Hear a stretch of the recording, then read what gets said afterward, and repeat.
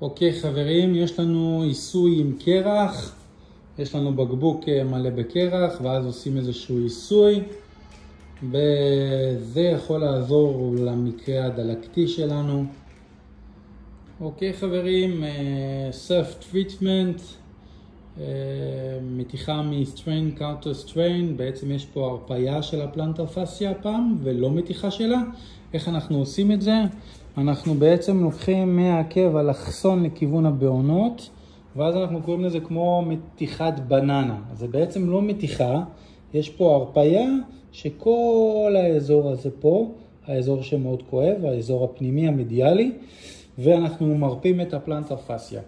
אתה יכול לשחרר. בטיפול שעושים strain counter strain אנחנו לוחצים על המקום, שואלים כמה זה כואב בין 0 ל-10, עושים את הבננה, נשארים בבננה ואז אחרי זה משחררים ולוחצים עוד הפעם בשאיפה שיש שיפור.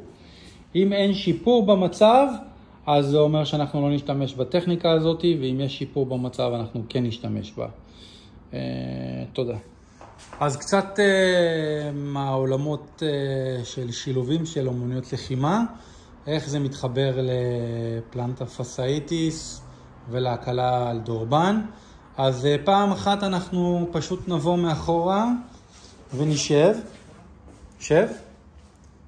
ואז בעצם יש לנו פה באזור של הכפות רגליים את המתיחה של הבננה שדיברנו עליה לפני כמה רגעים. ואם אנחנו ניקח את הבעונות ונעלה אותם למעלה, אז יש לנו מתיחה חזקה של הפלנטר פסיה בצד ההופכי. וזה הכל בישיבת סזה, ישיבה יפנית. תודה רבה.